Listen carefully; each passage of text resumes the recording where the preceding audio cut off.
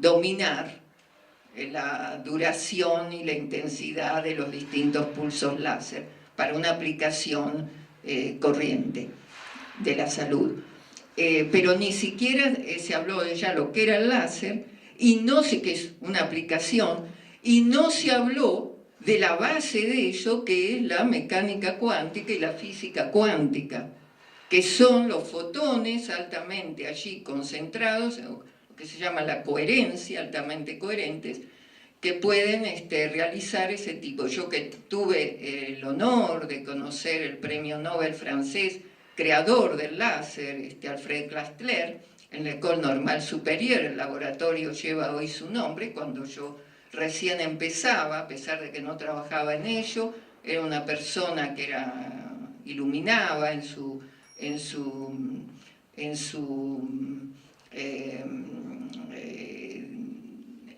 actuación en la ciencia y como también en su visión humanista, y como ejemplo. Y eso sale de un laboratorio de física cuántica completamente básica. Y la física cuántica, por esos motivos, no ha sido el mismo ahora, en donde hay mucha más difusión y divulgación científica, porque no fue en sus orígenes como física básica, la física de todos los días, la física de los objetos macroscópicos, sino que es la de los objetos microscópicos, los constituyentes de la materia, las partículas, los corpúsculos, de la cual está formada toda la materia y nosotros mismos. Esa física cuántica es menos tangible, a pesar que luego, cuando se acumulan grandes cantidades de partículas, en donde ya para describirla tenemos que utilizar los estados o las descripciones estadísticas que obedecen a muchas personas, como son la estadística para personas, objetos y demás. En esas descripciones estadísticas de partículas que obedecen la física cuántica tenemos estados que pueden ser estados macroscópicos, como son las pantallas de plasma, como son las estrellas de neutrones que luego van a formar agujeros negros, y en los cuales estos dos señores, Fermi y Dirac, dieron la descripción estadística cuántica a esas partículas que llevan su nombre, porque Fermi, al describirlas, los electrones, por ejemplo, pertenecen a la familia de estas partículas, las cuales toda la información, todo es parte de la radiación, y se llaman fermiones, obedecen y se llaman fermiones. Y Dirac fue uno de los padres, uno de los padres que dio, entre los que ha hecho la estadística, por algo se habla de la estadística de Fermi-Dirac, la ecuación para la propagación de esas partículas, porque lo interesante y apasionante es que la naturaleza y nosotros mismos, y esto es algo que para el origen del universo, bueno, para las grandes cuestiones, luego la física cuántica es la que nos permite estar buscando respuestas, formulando los problemas, si no, no lo podríamos hacer. Curiosamente, y yo lo digo, se conoce mucho más la relatividad general o Einstein que Dirac o que los creadores de la revolución de la física cuántica, que es una de las bases de nuestra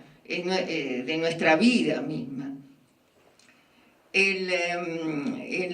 Las partículas, o sea, que en la naturaleza, a nivel microscópico de los átomos, escalas atómicas, subatómicas, ya no rige la mecánica que rige para nosotros mismos, para las pelotas de fútbol, para las trayectorias de los automóviles, para de fútbol o de tenis, ¿no es cierto? Todo lo que tiene una trayectoria, todo lo que nos permite movernos, conociendo la velocidad y la posición. Por ejemplo, ustedes tienen velocidad cero, están sentados, pero cada uno tiene una posición y tiene asignada una silla y no se cae, no hay ningún problema. Digamos, hay ahí un estado que es cierto, tiene una certeza, que es la física clásica. La posición, esas son las coordenadas, es lo que permite, bueno, ir en los aviones, en las trayectorias.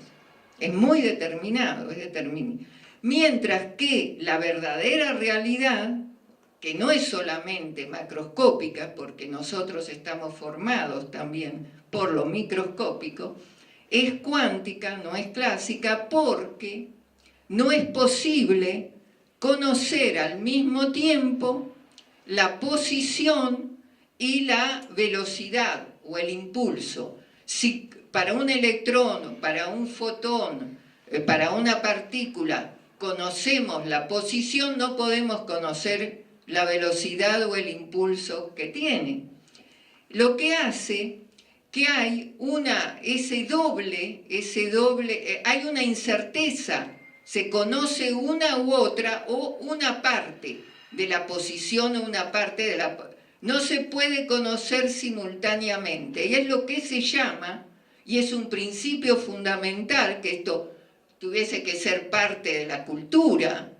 la incerteza cuántica. O sea, nosotros sabemos que hay incertezas, ¿no es cierto?, probabilidades cuando jugamos a los que juegan a los dados, o que hay una cierta probabilidad, una incerteza, o tenemos incerteza de lo que va a pasar, o tenemos incerteza porque no conocemos, porque no sabemos todo. Esta incerteza no es así, no es que estudiando vamos a borrar esa incerteza cuántica y la incerteza de la naturaleza. Y es así, y entonces esa incerteza hace que en vez de partículas y de posiciones, hay una onda asignada a cada partícula o a cada objeto. Nosotros también tenemos asignada una onda, todos los objetos tienen asignada una onda, además de su posición y su impulso, pero lo que pasa es que esa onda, como si somos macroscópicos, es muy, muy pequeñita, mientras que para las partículas, como es inversamente proporcional a la masa, la longitud de onda, para las partículas es muy grande y entonces tienen asignadas ondas. Ondas es simplemente la luz, la radiación electromagnética está formada por ondas, pero en realidad la realidad intrínseca y última es que son conjunto de fotones. Las partículas asignadas a la luz se llaman fotones. Y entonces esos fotones se comportan como ondas o como partículas, según cómo los estados en que están, y es esa dualidad onda-corpúsculo que es tan importante, la que nos permite justamente llegar. O sea, el origen del universo está dado por el origen, los estados más cercanos al origen o hasta donde más lejos podemos llegar en los orígenes del universo. Esos ya son estados cuánticos, por la pequeñez, por la gran densidad, las condiciones están regidas por la mecánica cuántica. Es algo que a mí me gusta decir también, y sobre aquí, digamos, porque estoy en Argentina, donde es un país donde se toma el mate. Pequeña recuerdo que había una publicidad por televisión, cuando se miraba televisión, no sé si ahora se sigue mirando, en donde había un gaucho, una caricatura de un gaucho, muy simpático, que estaba allí, y un otro señor que aparecía y le hacía una adivinanza, digamos, o lo interrogaba, y le interrogaba en una adivinanza que decía así: es vegetal pero vuela, es verde pero es azul, Y el gaucho, que no entendía, se tomaba la cabeza y decía, me está fallando la cabeza, para decir, y decía, me está fallando el mate.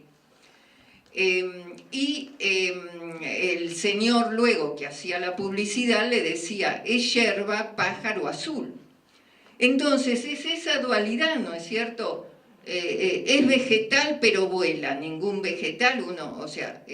pero claro, si es un pájaro azul y es yerba mate, era vegetal, que se llamaba pájaro azul. Y en esa dualidad es vegetal pero vuela, es verde pero es azul, es partícula pero es onda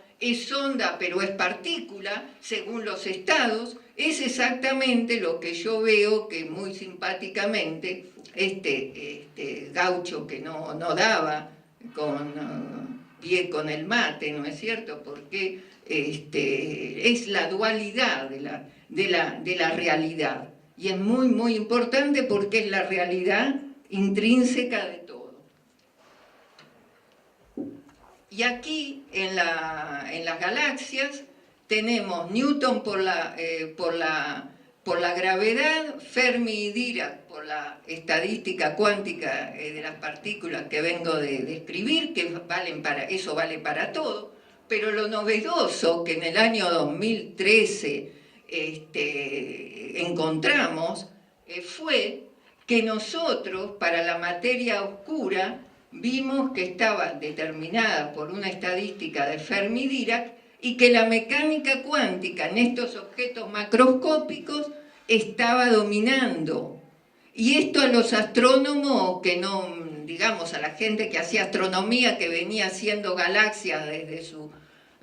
sus comienzos, en sus investigaciones, acostumbrados a mirarlas